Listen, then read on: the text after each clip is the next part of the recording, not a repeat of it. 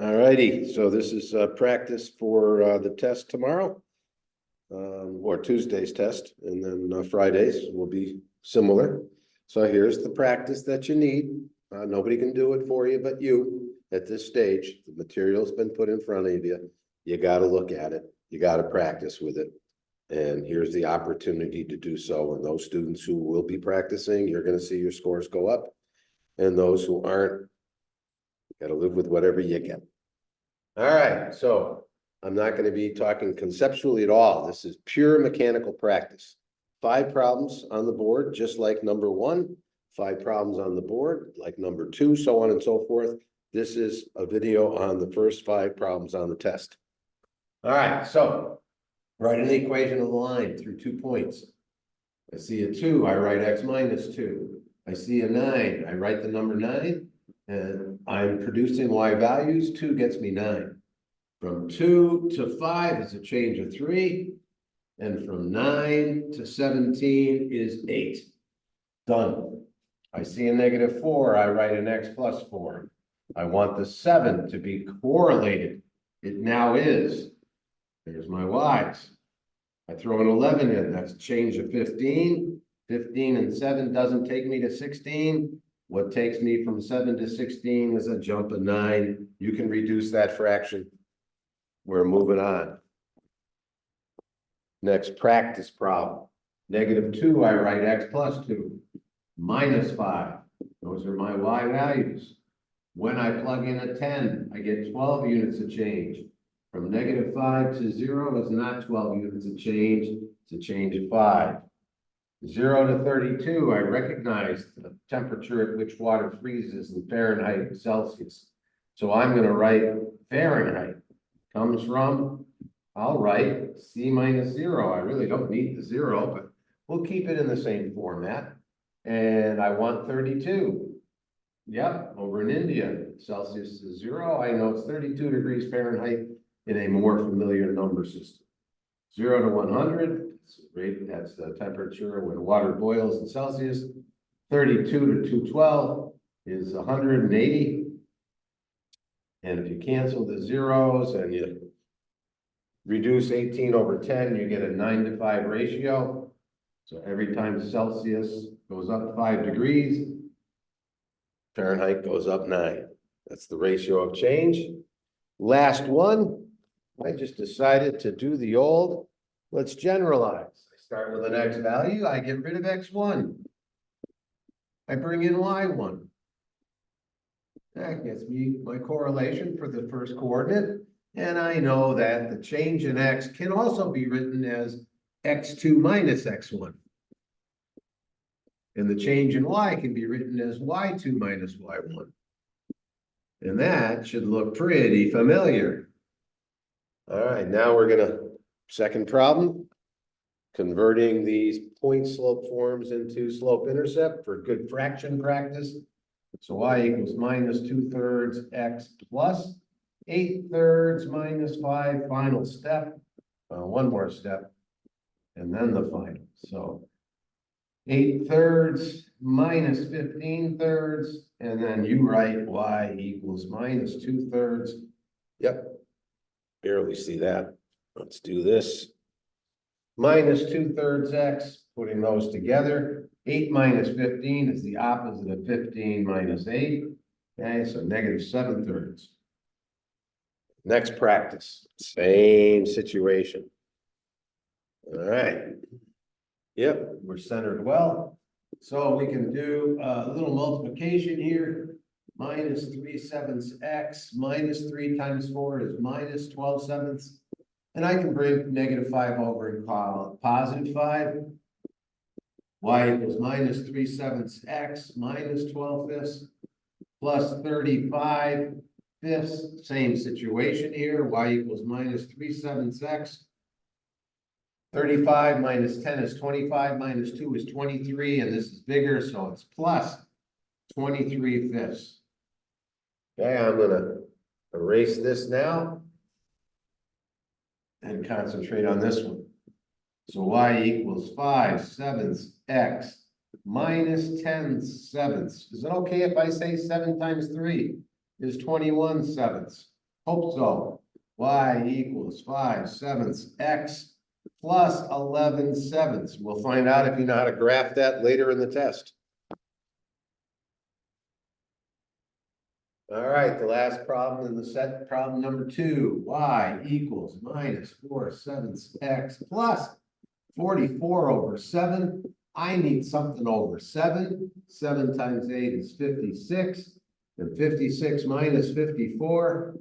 First off, don't forget that minus sign. This is a decreasing function. Looks like it's negative 12/7.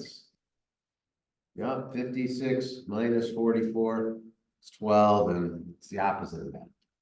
All right, so y equals 2/5. Oh, no, this is the problem number 3. We're looking for 3 coordinates that work.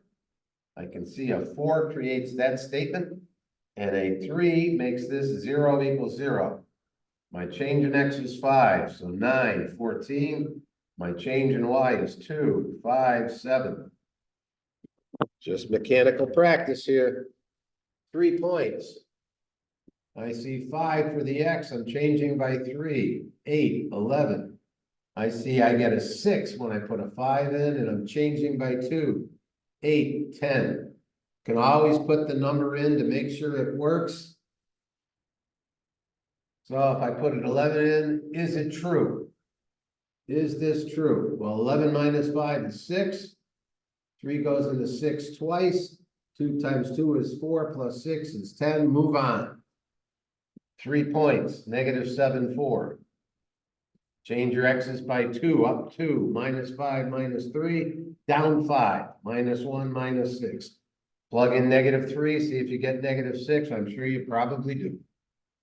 I can see that a 0 makes this product 0, so a 0 gets you 2.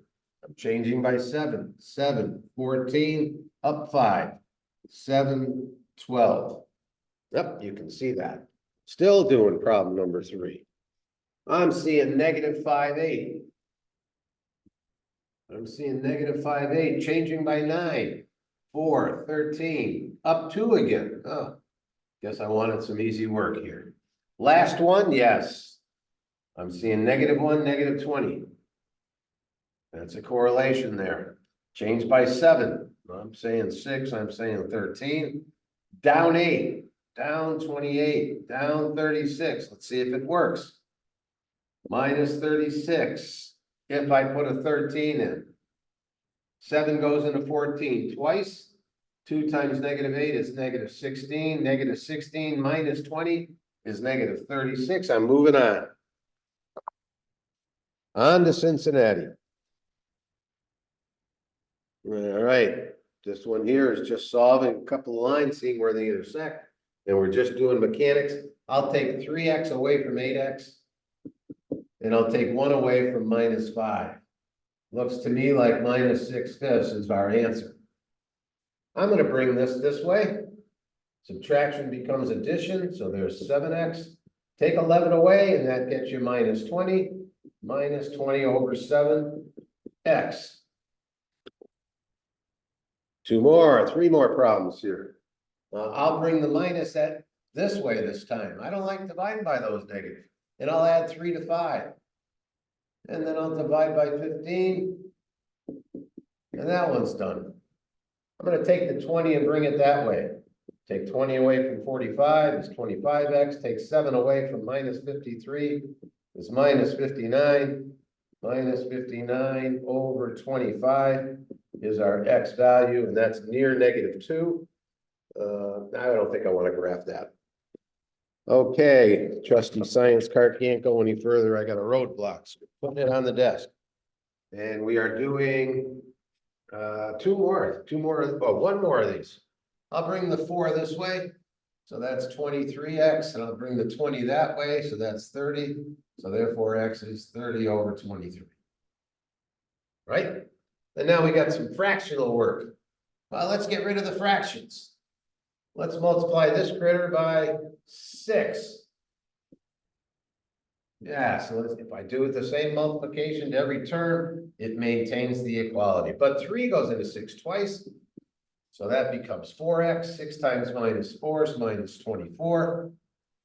2 goes into 6, 3 times 5x is 15x, and 6 times 9 is 54.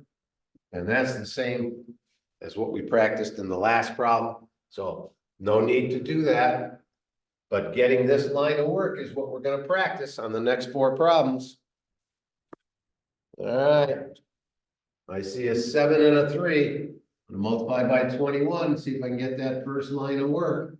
7 into 21, 3 times minus 2x minus 6x, 21 times 3, 63. 3 goes into 21, 7 times 4x, 28x, then 21 times 8, 8 times 20 plus 1. I hope you can see 168.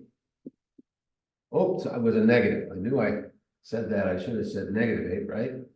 So negative, what, 168 is what I said?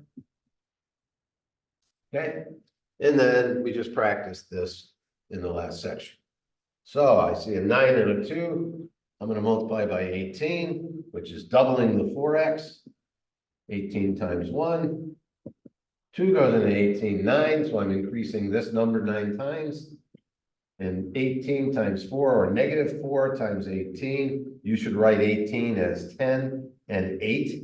So you can do that in your head, minus 40, minus 32, minus 72. 2 more problems to practice. Give you a chance to practice 2 more problems. I got a 3 and a 2, multiplying every term by 6. I'm doubling the 7x, which makes 14x, minus 6. I'm tripling the 9x, and 6 times 5 is 30. Ah, I better change this. We just multiplied by 6. Let's put a 5 there. Let's multiply by 15. Which makes 21x 3 times bigger, 63x, minus 15. 3 goes into 15, 5 times 7x, 35x, 15 times 2 is 30. And again, take 35 away on this side, so 33 and 5, so that's 28x. Bring the 15 to that side, 45, and x is equal to 45 over 28, which is near 2. Okay, so hopefully we got a little bit of practice there. 1 through 5's in the books.